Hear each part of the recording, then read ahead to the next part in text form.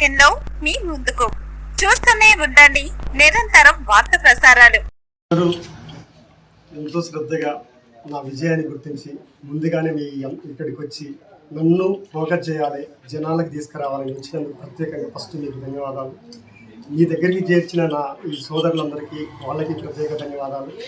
నా పేరు శ్రీనివాసరావు. జనరల్గా అందరూ కేఎస్ రావు అనేది ఒక అట్లా ట్యాగ్ లైన్.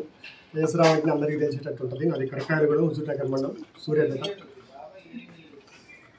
ఇక్కడ ఏం జరిగిందనంటే వాస్తవ విషయంలో చిన్నప్పటి నుంచి కూడా నాకున్న పరిస్థితి ఏంటంటే గీత, జానకమ్మ, వెంకట నరసయ్య దంపతులకి మేము ముగ్గురం జన్మిస్తే చిన్నప్పటి నుంచి కష్టాలు బతికే, చదువుకునే కాడి నుంచి కూడా మొత్తం గవర్నమెంట్ స్కూల్స్, గవర్నమెంట్ కాలేజీలు, ఏ రోజు కాలేజీకి పోయింది లేదు, స్కూల్కి పోయింది లేదు.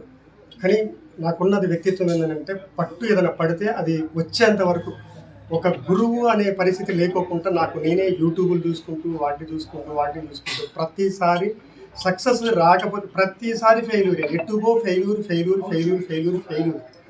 లక్ష ఫెయిల్యూర్.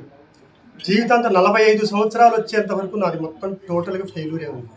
పర్లేదు, అయినా కానీ వదలకుండా దాని వెనక ఎన్ని కష్టాలున్నా ఏం జరిగినా కష్టపడుతూనే ఉండి నా పక్కనున్న నా సోదరులు ఏం కావాలే కష్టపడుతున్నావు, జాగ్రత్తగా చెయ్యి, ఏదో ఒక్క రోజు నీకు అంటూ ఉంటుంది అని వాళ్ళు నన్ను ఎంకరేజ్ చేస్తున్న సందర్భాన్ని మనసులో అలాగే పెట్టుకొని చేస్తున్నందుకు వాస్తవ విషయంలో నాకు నా ప్రతిభని గుర్తించి ఒకసారి నేను ఉస్మానియా యూనివర్సిటీలో నా ఎడ్యుకేషన్ మొత్తం కంప్లీట్ అయిపోయింది. ఆ ఉస్మానియా యూనివర్సిటీలో ఇక్కడ పిల్ల కాలువల పొలాల పనులు చేసుకుంటా పిల్ల కాలువల ఈత కొట్టిన నేను ఉస్మానియా యూనివర్సిటీలో డైరెక్ట్గా నేషనల్ వాళ్ళతో కొట్టే అవకాశం నాకు యూనివర్సిటీ విద్యార్థులు గొడవ చేయడం వల్ల ఆ రోజు వస్తే నేను ఆన్ ది స్పాట్లో ఏదో నాకు వచ్చిన దాంతో వాళ్ళతో చేస్తే ఎలాంటి సర్టిఫికెట్ లేని నేను ఆ రోజు ఉస్మానియా యూనివర్సిటీలో కూడా నేషనల్ వాళ్ళతో పాటు కొట్టి టాప్ ప్లేస్ వచ్చి అక్కడ యూనివర్సిటీలో నాకు కోచ్గా సెలెక్ట్ చేశారు. ఆ రోజే వాస్తవ విషయంలో నాకు ఒక సపోర్ట్ ఉంటే బాగుంటుందని ఆ రోజే అనుకున్నా. కానీ సపోర్టు అంత పరిస్థితిలో నాకు దొరకకుంటుండే. ఏ ఇయర్లో అన్న 2006లోనే నాకు ఈ పరిస్థితి అయిపోయింది. ఆ పొలం పనులలో చేసుకుంటూ నా బతుకు తెరువు కోసం నేను ఈ కాలంలో చెరువులలో ఈత కొట్టిన సిచ్యువేషను ఈరోజు ప్రపంచ రికార్డే తీసుకొస్తుందని నేను ఎక్స్పెక్ట్ చేయలేదు. కాకపోతే ఏంటంటే నాకున్న ఈ బ్యాతోల్ చెరువు, తర్వాత ఈ పెద్ద కాలువ, చుట్టుపక్కల ఉన్న బావులు, ఎండాకాలం అయినా సరే అది నీళ్లు దొరకపోయినా బావులు ఎత్తుక్కుంటూ పోయి మరి ఆ ఈత కొట్టిన సందర్భాన్ని ఎన్నో అవమానాలకి, ఫ్యామిలీ ప్రాబ్లమ్స్ ఎన్ని ఎదురైనా సరే నేను తలంచుకొని వెళ్ళిపోయి చేసినందుకు ఈరోజు ప్రపంచ స్థాయిలో నేను కూర్చోబెడతాదని ఎక్స్పెక్ట్ చేయలేదు. చాలా ఆనందంగా ఉంది. ఈరోజు ఇప్పుడు భారతదేశం నుంచి యోగాల నేను నేషనల్ స్వర్ణం వచ్చింది, స్విమ్మింగ్లో స్వర్ణం వచ్చింది, తర్వాత అథ్లెటిక్స్లో స్పీడ్ వాకింగ్ 5 కిలోమీటర్లో స్వర్ణం వచ్చింది, స్ప్రింట్ 100 మీటర్లో బ్రాంజ్ వచ్చింది. ఒక అద్భుతంగా ఇవాళ భారతదేశం తరపున నన్ను ఒక ప్రతినిధిగా సెలెక్ట్ చేసి ఉన్న టీం 24 మంది సెలెక్ట్ అయితే 24 మంది టీం టోటల్గా నన్నే ఒక కెప్టెన్గా చేసి నన్ను అక్కడ అద్భుతంగా నన్ను రిసీవ్ చేసుకొని వీళ్ళందరి నమ్మకాన్ని ఒమ్ము చేయకోకుండా నేను పడ్డ కష్టాన్ని చాలా అద్భుతమైన ఫీలింగ్. అంతకంటే ముందు కూడా నేను ఈ 16 రోజులలో జరిగిన చివరి టైంలో నేను బాగా ప్రాక్టీస్ చేద్దాం అనుకున్న టైంలో నా తల్లికి అనుకోకుండా అనారోగ్య పాలైతే నేను హాస్పిటల్కి తీసుకెళ్ళి ఆ స్పాట్లో చేసేవాళ్ళు లేక హాస్పిటల్కి తీసుకెళ్ళి ఈ 16 రోజుల్లో ఒక్క అన్నం మెతుకు కూడా తినే ఛాన్స్ నాకు రాలేదు.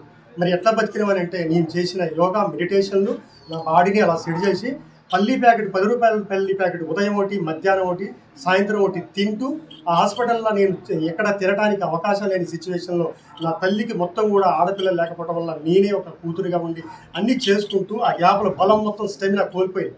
ఈ స్టెమినా కోల్పోయిన మధ్యలోనే ఏపీ తెలంగాణ నేషనల్ స్విమ్మింగ్ పెడితే నేను పార్టిసిపేట్ చేయాలని చెప్పి మా అన్నయ్యని పిలిపించి అమ్మ దగ్గర నుంచి మళ్ళీ పార్టిసిపేట్ చేస్తే కష్టం మీద 4 మెడల్స్ కొట్టినా కానీ నా స్టెమినా నాకు తగ్గిందని ఆ రోజు కంటి నిండా ఏడిసి, అన్నయ్య నా పరిస్థితి బాగలేదు, నా ఇంటర్నేషనల్ సెలెక్ట్ అయినా అని చెప్పి అన్నయ్యని పిలిపించుకొని ఏడిసి మళ్ళీ చేసేవాళ్ళు లేక మళ్ళీ వచ్చి చూసుకొని ఒకటిగా మెడిటేషన్ చేయడం, అమ్మకి చేయడం, మెడిటేషన్ స్టార్ట్ చేయడం, ఆ శక్తిని కూడగొట్టుకొని ఈరోజు ఇంటర్నేషనల్కి వచ్చిన తర్వాత అది ఒక మామూలు ఆనందం కాదు. ఈ భారతదేశం తరఫున నేను ఇంత క్రెడిట్ నేను తీసుకొస్తానని నేను ఎక్స్పెక్ట్ చేయలేదు.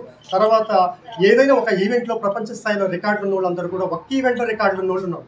ఎగ్జాంపుల్ ఫెల్ప్స్ తీసుకుందాం, అమెరికా ఒక్క ఈవెంట్లో ఒకే సంవత్సరం ఒక ఒలింపిక్లో 8 మెడల్స్ తీసుకొచ్చిండు, అద్భుతమైన క్రీడాకారుడు. కానీ నాకు అది కాదు. నాకు అథ్లెటిక్స్లో, స్విమ్మింగ్లో, రన్నింగ్లు ఇది మన ఇది అదే యోగాలు, ఈ 3 ఈవెంట్లు ప్రపంచంలో ఇప్పటిదాకా కొట్టిన స్వర్ణాలు కొట్టిన వాళ్ళు లేరు. ఇంకా 100 సంవత్సరాల దాకా కూడా నాకు తెలిసి క్రాస్ కాకపోవచ్చు అని నా మనసు నాకు చెప్తుంది. ఈ 3 వచ్చినందుకు వరల్డ్ రికార్డ్ అయింది. దానికి కూడా చాలా చాలా ఆనందంగా ఉంది. దీనికి ప్రత్యేకంగా ప్రతి ఒక్కరికి నేను నిజంగా నా పాదాభివందనం చేస్తాను. ఎందుకంటే నాకు సపోర్ట్ చేసిన వాళ్ళు చాలామంది ఉన్నారు, చాలా మంది ఉన్నారు. ఇప్పటిదాకా నేను చేయాల్సింది దేశానికి ఎంత చేయాలో అంత చేసిన. ఇప్పుడు నాకు నా పెద్దల ద్వారా కానీ రాజకీయ నాయకుల ద్వారా కానీ నేను కోరుకునేది ఏంటంటే, నెక్స్ట్ అంతకుముందు వాళ్ళు ఇంటర్నేషనల్ ఒక స్వర్ణం తీసుకొస్తే వాళ్ళకి డైరెక్ట్గా డిఎస్పీ పోస్ట్ ఇచ్చారు. ఈరోజు నేను దానికి 100 రెట్లు తీసుకొచ్చిన. మరి దానికోసం ముందు ఏం జరగాలనేది మీ మీడియా మిత్రుల ద్వారా మరి ఎక్కడ దాకా తీసుకెళ్తారో ఏం చేస్తారో అది నాకు న్యాయం జరగాల్సిన బాధ్యత నాది. నేను చేసినా మీది ఏం చేయాలనుకుంటారో మీరు పర్ఫెక్ట్గా చేసి ఆ మీడియా మిత్రుల ద్వారా పూర్తిగా అందరికీ తెలిసేటట్టు చేయాల్సిన బాధ్యత మీదని మనస్ఫూర్తి కూడా కోరుకుంటున్నాను నేను.